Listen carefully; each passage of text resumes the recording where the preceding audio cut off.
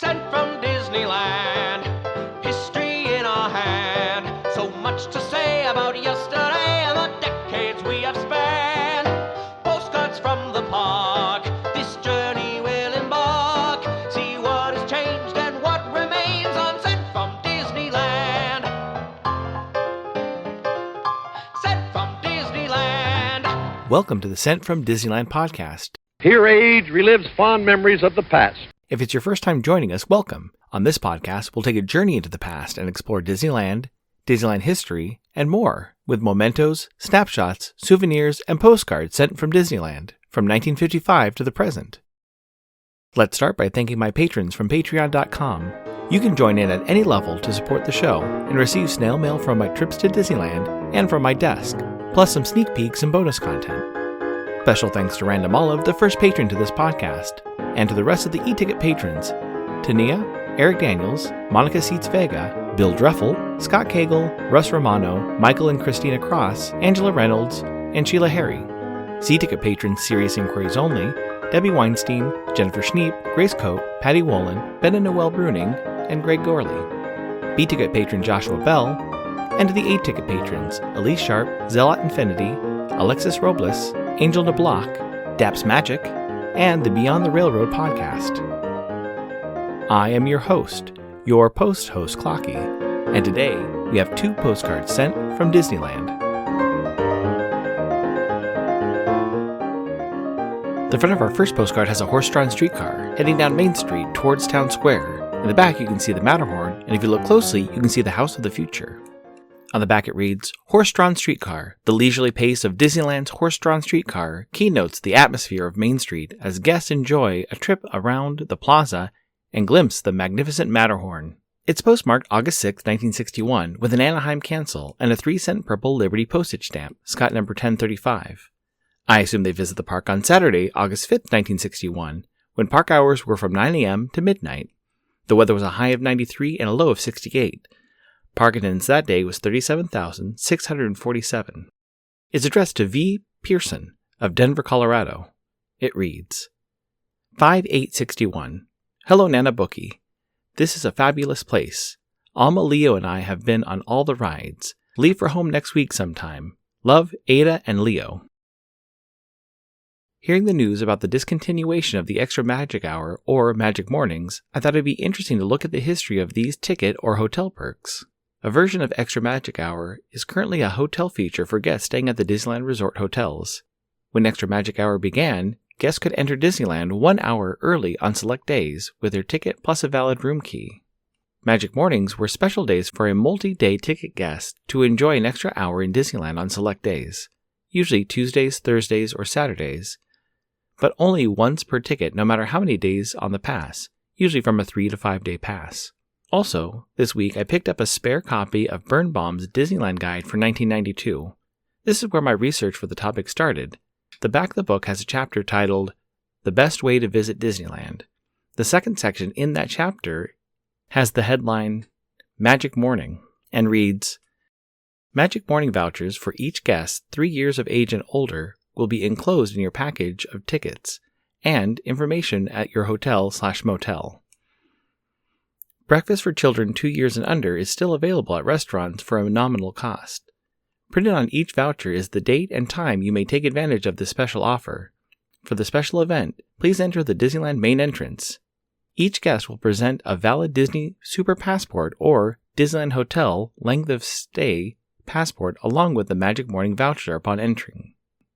This 1992 version of early entry seems to include some type of breakfast for the ticketed guests along with the additional magic time in the park. I checked my Birnbaum guide for 1989 and 1993 and neither of them mentioned this ticket or hotel feature.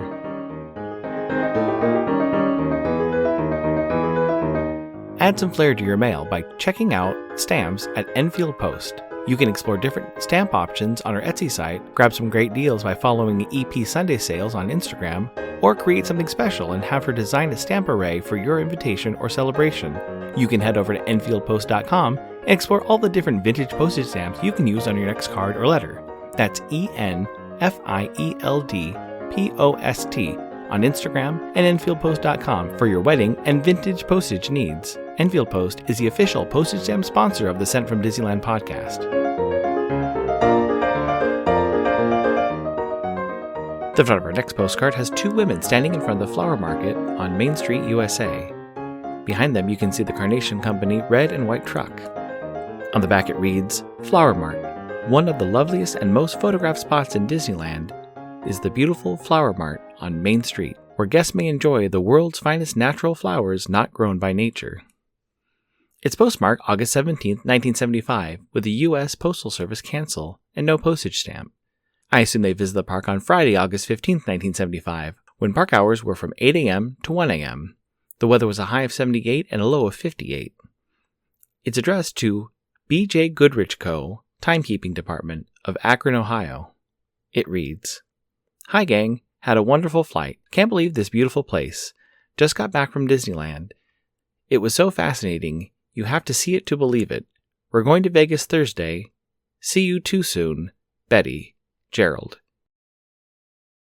Other than the 1992 version of Magical Mornings or Extra Magic Hours, most of the additional time added to a guest ticket would include some lands and attractions opened early for the select Disneyland guests, and eventually Disney California Adventure.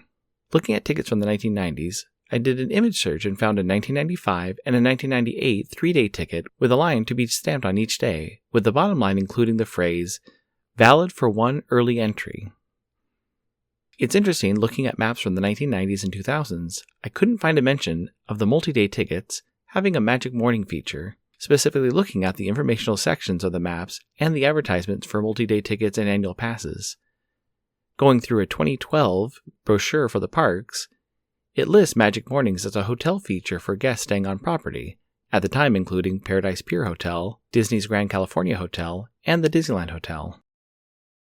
When the parks reopened in 2021, the Magic Mornings and Extra Magic Hours did not resume. But for the past year or so, there has been a program called Early Entry for 30 minutes for hotel guests only. This program will end, and the hotel guests will simply have a lightning lane added to their pass for each day they're staying at the hotel and enjoying the park.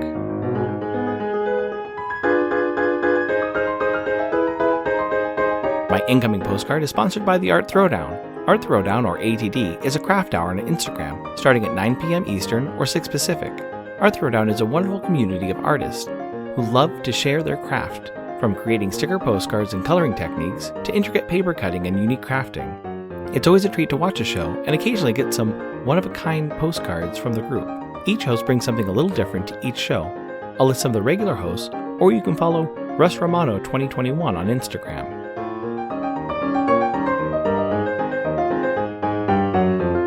The front of my incoming postcard has purple and blue paperclips stamped all over a green background.